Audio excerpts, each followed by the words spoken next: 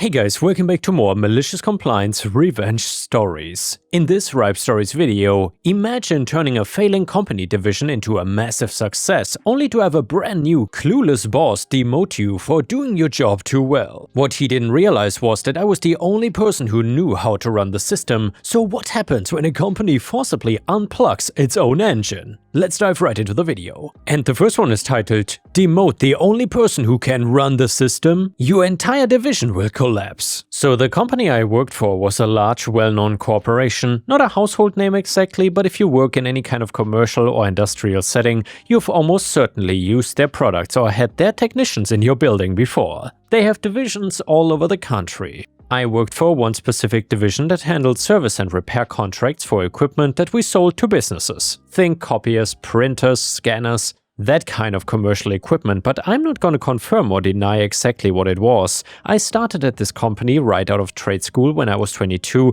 entry-level field technician. I drove around in a company van, went to customer sites and fixed broken machines. I was good at it, not trying to brag, it's just relevant to the story. I picked things up fast, I was reliable, and I actually cared about doing the job right. A lot of the other techs would do the bare minimum to close out a service ticket and then just move on. I would actually take the time to make sure the problem was really fixed before I left the customer site. After about 5 years of doing field work, I got pulled into the regional support group. This was a step up. Instead of driving around fixing stuff, I was in an office helping coordinate more complex repairs, handling escalations when a field tech couldn't figure something out, and doing some training for newer techs. Better pay, better hours, salary instead of hourly. It was nice. A year after that, I got promoted again to what was called an operations coordinator position. Basically, I was one of 2 people who ran the day-to-day operations for the entire service division in our region. Me and my coordinator, who I'm gonna call my partner for simplicity, we handled dispatch, scheduling, parts coordination, everything that kept the field techs moving and the repairs flowing. Now here's where the things get important though, so pay attention to this part. The dispatch and scheduling system we used was not some off-the-shelf software, it was a custom-built in-house system that one of the company's software developers had created years ago. This thing was complicated. It used a whole coding system for geographic zones, service tiers, tech skill levels, part availability, all tied together with these alphanumeric codes that made absolutely no sense unless you knew what they meant. There were codes for every service area, every state, every priority level, every type of equipment, hundreds and hundreds of codes. When I took over the coordinator position, the guy who held it before me was leaving the company for a better opportunity. He spent about a month training me on his system before he left. Every single day for a month he walked me through how it worked. I wrote everything down, every code, every process, every workaround for the bugs in the system. I filled up an entire notebook with his stuff because there was zero other documentation. No manual, no user guide, no help files, nothing. The developer had built it and apparently just kept it all in his head, and the previous coordinator had learned it from him directly. So the guy trains me and then he's gone. About 1.5 years later, the developer who built the software passed away from cancer. He was only in his mid-50s. Really sad situation if you ask me, but from a practical standpoint it meant that I was now the only living person who fully understood how this system worked. The only one. My partner knew the basics, he could pull up info and run reports. But the actual core functions, the dispatching engine, the code assignments, the routing logic, that was all just me. I raised this issue with management multiple times. I kept saying, hey, we need to train someone else on this system. What happens if I get hit by a bus? What happens when I want to take a vacation? I literally couldn't take more than 2 days off at a time because there was nobody who could run the dispatch system while I was gone. I had a wedding coming up in about 8 months and my fiancé and I were planning a 3-week honeymoon. I put in requests over and over to get someone cross-trained. Every single time management said no, not enough budget, not enough time, we will get to it later, always later. Now let me tell you what me and my partner actually accomplished during this time, because this matters for understanding just how badly management screwed things up later. When we first took over the coordinator rules, the division was just a mess. Average repair turnaround was sitting at about 8 days. 8 days from when a customer called in a problem to when the repair was completed. For commercial equipment that businesses rely on every single day, 8 days is just brutal. Customers were furious, cancellation rates on service contracts were climbing. It was real bad. My partner and I sat down and completely reworked how we handled dispatching and parts logistics. We restructured the routing so techs were not wasting half their day driving between service calls that were 40 miles apart. We coordinated with the logistics team to get parts shipped overnight directly to technicians' homes or to the customer site so the tech had what they needed when they showed up. We built priority tiers into the dispatch system so critical repairs got handled first instead of just going in order. The logistics manager was on board with all of this. He even hired extra staff to handle the increased shipping volume. It was more work for his team, but the results spoke for themselves. Within about 6 months, we brought the average repair time down from 8 days to 2, 8 to 2. Customer satisfaction scores went through the roof and we were hitting the high 90s on every survey. The customer base grew significantly because word got around that our service division was actually, providing good service. This was a huge revenue driver for the company, and it happened because my partner and I rebuilt the whole operation from the ground up. Okay, now here is where it all goes bad. My manager, the guy who had been running the division above me and my partner, got promoted to a higher position in the company, so his old job opened up. Naturally, my partner and I both applied and we knew the division inside and out. We had built it into what it was today. It made total sense for one of us to move into that role, but they gave it to someone else. Not just someone else, they gave it to our old manager's buddy. This guy had been working in the logistics purchasing department. He ordered parts, that was his job. He had zero experience in operations, zero experience in dispatching, zero experience in managing a service division, and zero technical knowledge about the equipment we serviced. But he was friends with the right person and that was apparently enough. I'm gonna call this guy new manager. New manager comes in and immediately starts trying to change things. Within his first 2 weeks, he called a meeting with me and my partner and laid out his plan. He wanted to reduce the overnight parts shipments because he thought they were too expensive. He wanted to go back to batch shipping parts on a weekly schedule instead of daily. And he wanted to consolidate service zones to reduce the number of routes. My partner and I just looked at each other. We both knew exactly what would happen if we did any of this. Repair times would shoot right back up, customer satisfaction would tank, we would lose contracts, and I said to him, look, I get that you want to put your stamp on things, but everything you're describing is basically how the division was running before we fixed it. We made these changes for a reason.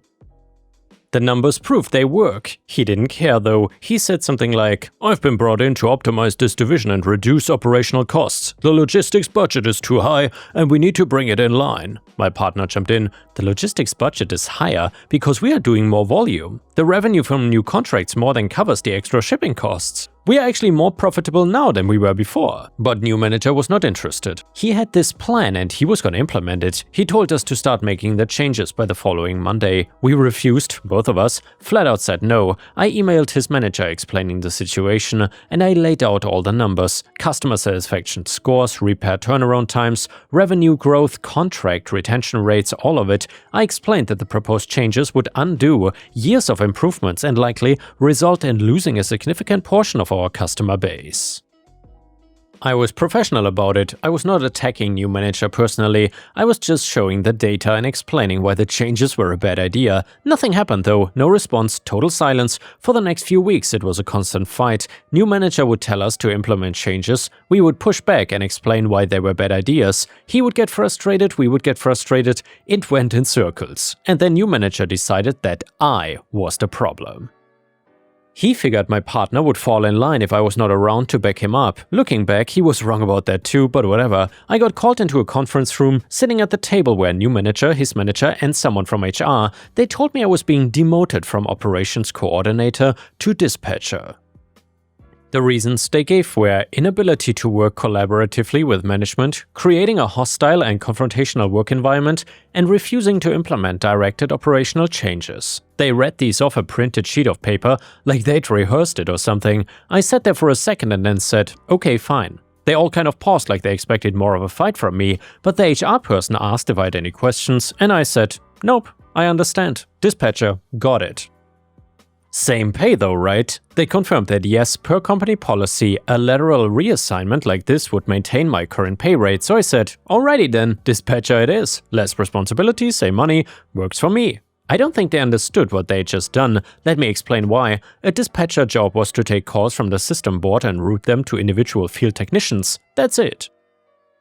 Take the assigned calls that appeared on your screen and push them out to the right tag. But here's the thing though, for calls to appear on a dispatcher's screen, someone had to first process them through the main dispatch system, someone had to enter the service request coded by area, priority, equipment type and tag availability and push it into the dispatch queue. That was the operations coordinator's job, my old job. The job that only I knew how to do because I was the only person who knew how to operate the custom software. My partner knew parts of the system, but he did not know the core dispatching functions. He handled escalations, tag onboarding and reporting, and the actual dispatch processing was entirely my thing. So by demoting me to dispatcher, they had just removed the only person who could feed calls into the system that the dispatchers, including me now, pulled from. They had basically unplugged the engine of the entire operation and told the engine to go sit in the passenger seat. Then the next morning I came in and sat at my new dispatcher desk, logged into the dispatcher terminal and then waited. My screen was empty, no calls in the queue because nobody had processed any into the system. I just sat there. About 4 hours in, new manager came walking over to my desk looking irritated. "Why aren't you dispatching any calls? We've got 30 service requests sitting in the intake queue." I looked at him and said, "I don't have anything on my board. There's nothing in the dispatch queue for me to send out." He said, "Well, process them into the queue then." I said, "I cannot do that. That's the operations coordinator's job. I'm a dispatcher now, remember? I'm only authorized to dispatch calls that appear on my board. I cannot access the coordinator functions. It is not part of my job description and I don't want to get in trouble for doing something outside my role. Given what happened last time I did things people didn't like, I think it's better if I just stick to my assigned duties, okay?" I watched the realization hit him in real time. His face just kind of went slack. He opened his mouth, closed it, opened it again, and then said, "Wait, nobody else can process the calls?" I said, "Nope." He said, "Your partner cannot do it?" I said, "He handles escalations and onboarding. He's never been trained on the dispatch software." I asked management to cross-train someone for years and was told no every single time. So no, he cannot do it. New manager walked away without saying another word. About 20 minutes later I saw him in his manager's office through the glass window and they were both standing up and there was a lot of arm waving going on and then the HR person went in. Then they all come out and walked over to me. His manager said, "We need you to train someone on the dispatch system." I said, "No." "What do you mean no?" I mean no. Training someone on that system is not part of a dispatcher's job duties and honestly, it would take at least a month of full-time training to get someone up to speed and that is if they are good with computers. I don't think that's something you can just tack onto my current role. His manager was getting red in the face. "You're being unreasonable." I said, "I asked for someone to be cross-trained 6 different times over the past 2 years and I have the emails to prove it and I was told no every single time." So this is the situation that those decisions created. I didn't do this, you guys did this. They told me to go home for the day while they figured things out and I said sure, clocked out and then left. The next morning I showed up right on time, sat at my desk and within 10 minutes they called me back onto the conference room. This time it was new manager, his manager, the HR person and someone I didn't recognize who turned out to be from the legal department. His manager started talking. "We would like to offer you your operations coordinator position back effective immediately. Full reinstatement, no changes to pay or benefits." I said, "No thank you." Everyone in the room just stared at me. I said, "During my demotion meeting, you all laid out some pretty serious concerns about my work performance and my attitude, and you said I was confrontational, that I couldn't work collaboratively, and that I was creating a hostile environment. Those are serious issues. I think I need some time in my current role to really work on those areas and grow as a professional before I would be ready for that kind of responsibility again." I could see new manager's jaw tighten. His manager leaned forward and said, "We're willing to overlook those concerns." And I said, "That's nice of you, but I don't feel comfortable accepting a promotion when there are documented performance issues in my file. That wouldn't be fair to the team. I would rather just stay where I am and focus on being the best dispatcher I can be." The legal person whispered something to his manager. They asked me to step out of the room for a minute. I went back to my empty desk and waited and about 20 minutes later they called me back in. His manager said, and I could tell he was choosing his words very carefully, "We're going to need you to either accept the coordinator position or provide documentation of the dispatch system so that someone else can be trained on it." And I said, "I don't have any documentation, there never was any. That's one of the things I repeated flagged as a risk and I'm gonna decline the promotion." The legal person then said, "We may need to pursue this through other channels." I said, "Okay, per my employment contract, if the company initiates legal proceedings against an employee, the company is responsible for providing legal representation for the employee. So if you're going to take me to court, you'll be paying for my lawyer too." That seemed to catch the legal person off guard, which was kind of funny because you would think the legal person would know what's in the employment contracts, and they dismissed me and I went back to my desk. For the next several days the division was in complete chaos. Without the dispatch system functioning properly, everything had to be done manually, service requests were being handled by email and phone calls, coordinators in other divisions were being pulled in to try to help, but they didn't know our service areas, our tech assignments or our parts inventory, nothing. Every single service call was taking 3 to 4 times longer to process than usual, repair times that we had gotten down to 2 days were ballooning past a week and climbing, and by the end of the first week customers were already calling to complain. By the end of the second week we started getting contract cancellation notices.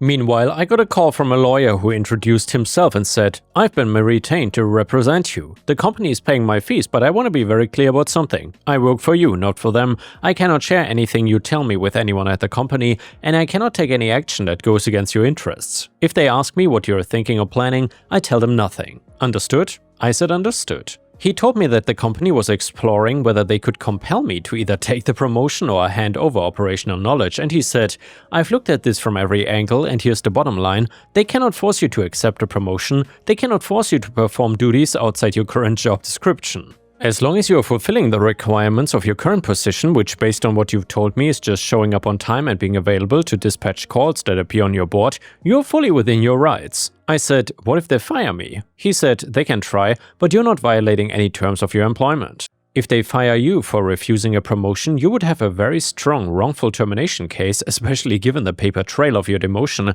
and the circumstances surrounding it. Honestly, at this point, I think they are more afraid of you leaving voluntarily than anything else, because at least while you're employed, they can keep trying to pressure you into helping." The company did try to take me to court though.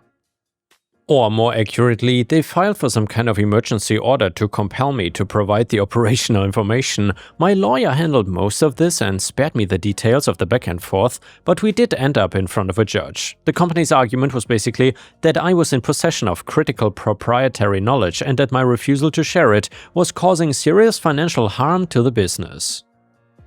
They wanted the judge to order me to write down everything I knew about the dispatch system so they could train someone else. My lawyer's argument was that knowledge in someone's head is not a document or a piece of property. The company had ample opportunity to create documentation and cross-train employees and chose not to, despite repeated requests from me to do exactly that.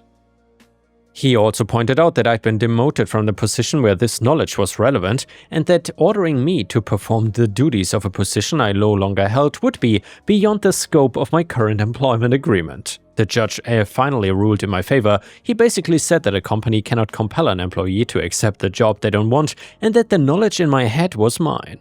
He said something along the lines of, "The company created this situation through its own management decisions and it cannot now use the courts to force an employee to bail them out." The company's lawyer then asked the judge if he could at least order me to turn over any written documentation I had, and the judge asked me directly, "Do you have any written instructions or documentations for the system?" And I told him the truth.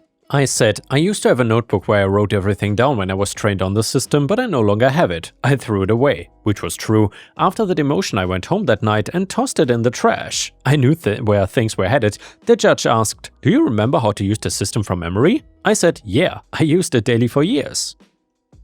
"I remember all of it," the judge said, "and are you willing to write it down or provide this information voluntarily?" I said, "No, I'm not." The judge nodded and said, "Then there's nothing further I can do here. The information is in the employee's memory, and it's not the property of the company. This matter is closed." After the court rulings, things got weird at work. They demoted me again, this time from dispatcher to a position in the logistics department. I think they were hoping I would quit, but the logistics manager was a good guy and he actually thought the whole thing was ridiculous anyway, and when I showed up on my first day in logistics, he pointed at a desk in the corner and said, "Sit over there. Do whatever you want. I'm not going to make your life miserable because management is throwing a tantrum." So I would show up, sit at my desk, browse the internet, do small occasional tasks that the logistics manager gave me, and collect my paycheck. Meanwhile, the service division was dying. Without the dispatch system running properly, everything was manual and slow, repair turnaround times blew past 2 weeks, customers were leaving in droves, and I heard that in the first month after my demotion, they lost something like 15% of their active service contracts. By month 2, it was closer to 30%. New manager was apparently losing his mind trying to fix things. He brought in IT consultants to try to reverse engineer the dispatch software, but without any documentation and without the source code which had died with the developer, they couldn't figure it out. They tried switching to commercial dispatch software, but migrating years of customer data, service zones and tech assignments to a new system was gonna take months and cost a fortune. I started job hunting about a month after the court ruling. I was not gonna stay at this company forever. The writing was on the wall and I had a wedding coming up. I found a position at a competitor about 5 weeks later. Better title, 10% more pay, better benefits, and they agreed to give me a full 3 weeks off for my honeymoon, paid as a signing condition. I happily accepted and I wrote up my resignation letter.